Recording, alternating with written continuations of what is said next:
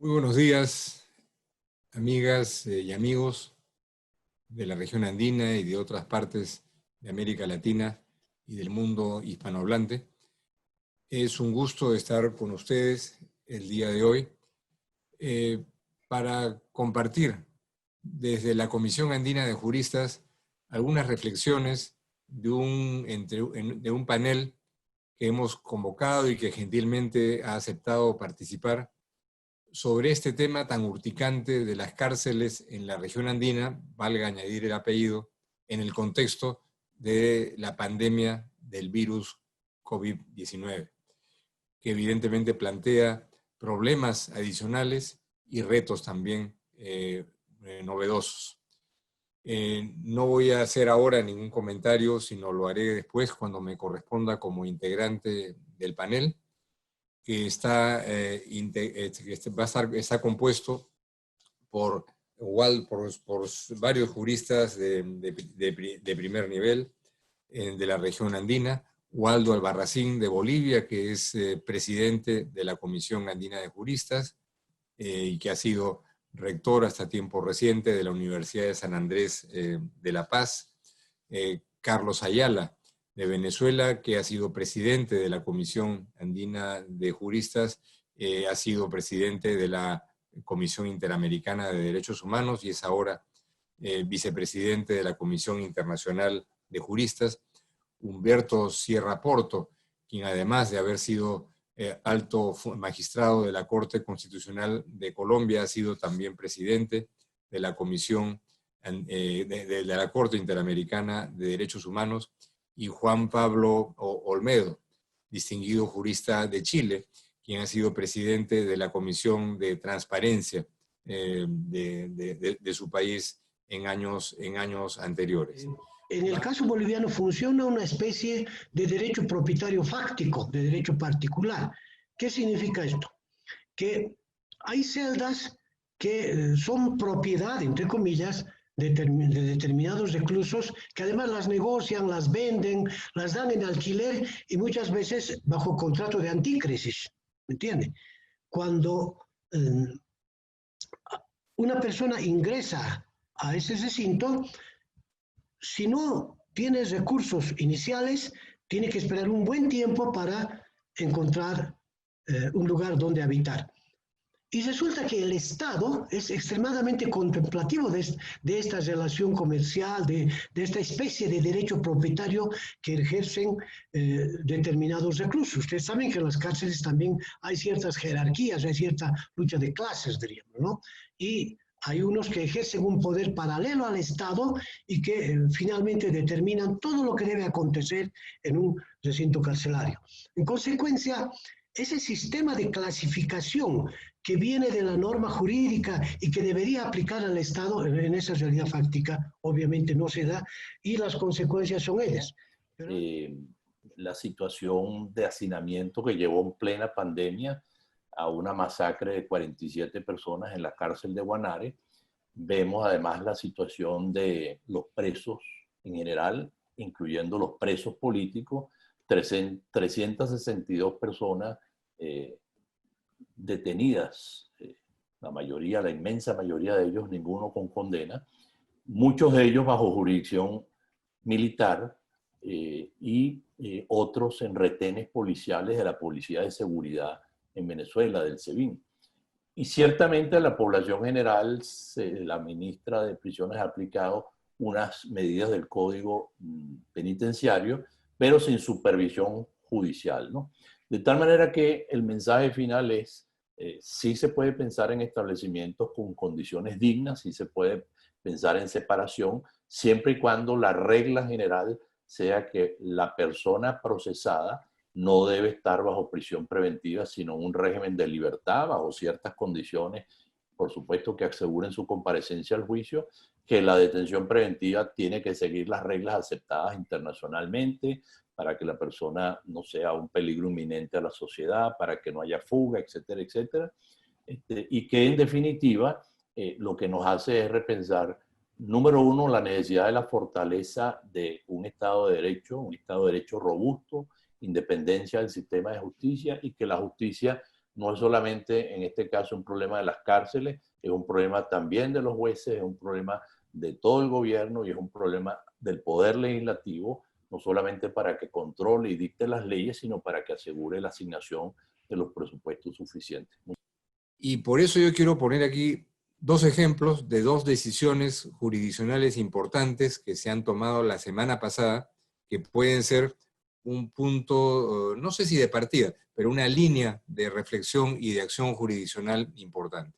Primero, algo que se mencionó ya al paso, que es la medida urgente dispuesta por la Corte Interamericana frente a un centro de detención de migrantes en Panamá, en donde en la medida se establecen ciertas condiciones que debe de cumplirse en ese centro de detención, como por ejemplo alimentación y salud adecuada, y eso está siendo ya bajo supervisión de cumplimiento por parte de la Corte Interamericana. Y otro ejemplo importante es una decisión tremendamente significativa adoptada la semana pasada por el Tribunal Constitucional del Perú, en donde a partir de un caso específico de un centro de detención en el sur del Perú, en Tacna, se establecen lineamientos de lo que podríamos llamar política penitenciaria para el futuro, haciendo primero la calificación de que hay un estado de cosas inconstitucional, y leo aquí lo que dice uno de los párrafos de la sentencia del tribunal, respecto del permanente y crítico hacinamiento de los establecimientos penitenciarios y las severas deficiencias de la capacidad de albergue, infraestructura, instalaciones sanitarias, salud, seguridad, etc.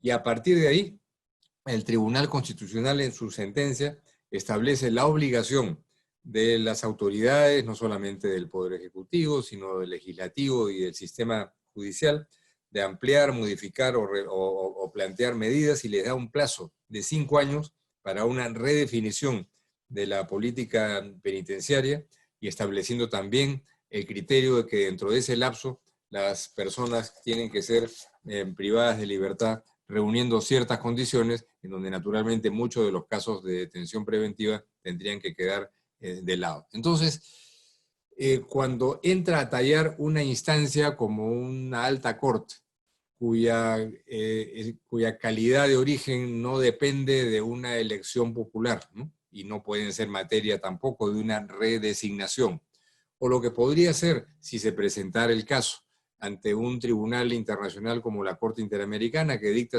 decisiones vinculantes, ¿no?, sobre casos que le permitan establecer criterios de política, como ya se han establecido frente a las amnistías, frente a la dualidad de instancias que están más o menos funcionando en nuestros países. Yo pensaría mucho en lo que puede hacerse desde las altas cortes cuando éstas tengan independencia, naturalmente requisito indispensable, y también dentro del espacio jurisdiccional de la Corte Interamericana cuando le llegue una materia para pronunciarse de esa manera. Porque de la otra forma estamos en una especie de círculo no virtuoso, sino vicioso, en donde esa falta de calidad democrática va a generar políticas pusilánimes y una serie de ideas generales que no se van a traducir en plazos, en definición de recursos y en resultados que puedan ser más o menos tangibles.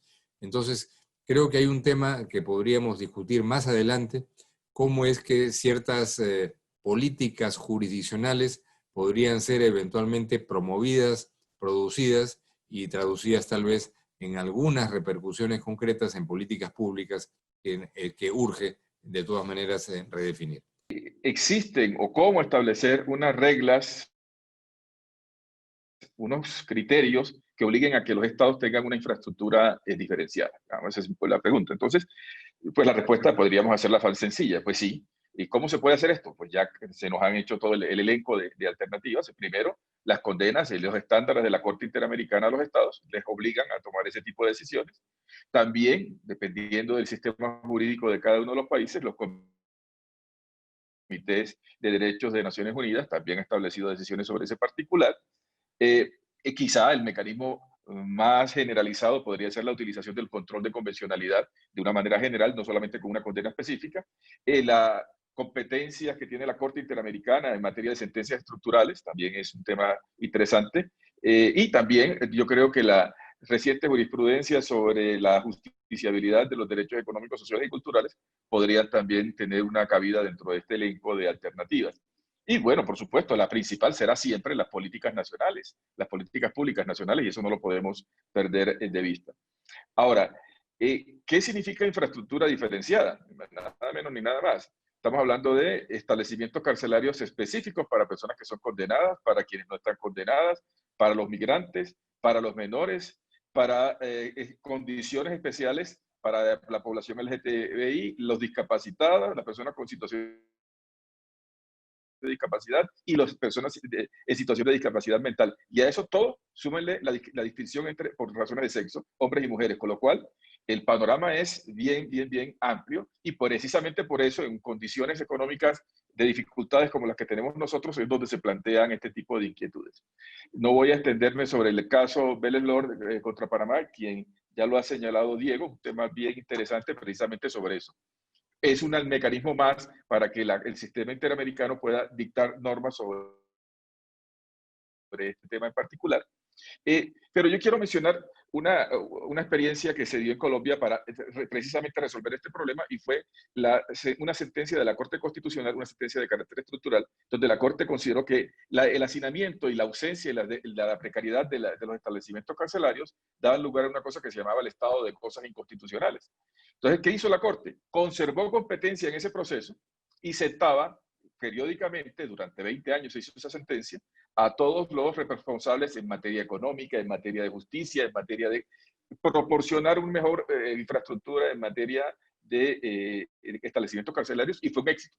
Fue un éxito en el sentido que se incrementaron los cupos, se racionalizó, cerró las cárceles, se crearon muchos establecimientos, y si bien, a pesar de que fue un éxito en materia de ampliación de la infraestructura, al poco tiempo los cupos que se habían creado se redujeron y efectivamente ese efecto se neutralizó. Hoy en día en Colombia el hacinamiento se ubica en porcentajes cercanos al 50%. Entonces, la solución al hacinamiento no está simplemente en la construcción de nuevos establecimientos carcelarios, ni en la refacción de los que existen, sino que es necesario atender, como ya lo hemos dicho, usted un problema estructural a los factores causantes del hacinamiento. Una política de inversión y infraestructura básicamente requiere efectivamente considerar elementos no solamente físicos, sino también culturales, logísticos, de coordinación y de gestión, como lo que se han planteado, pero sí tal vez ratificar el tema financiero y de dónde obtener recursos financieros hoy día, en los cuales la región se ve mermada por una depresión fuerte y donde cabe esperar que nuestro gobierno efectivamente la cartera presupuestaria va a estar bastante limitada. Ahí yo creo que hay que buscar salidas innovativas, básicamente, ¿eh? Y esas salidas innovativas pasan, creo, una de ellas por lo menos, es por integrar los regímenes penitenciarios, a lo menos en países donde podamos tener algunos tráficos de personas, básicamente, como diría Conosur, que ameriten una visión conjunta de tratamiento. Y creo que desde ahí se pueden obtener mejoras sustanciales para los efectos de infraestructura, cultura y práctica, básicamente. Entonces ahí lo dejaría hasta ahí. Muchas gracias. Muchas gracias, doctor Olmedo. Bueno, las coincidencias son profundas. Creo que lo que queda marcar es una agenda de temas pendientes que justificarán que esta discusión se mantenga abierta.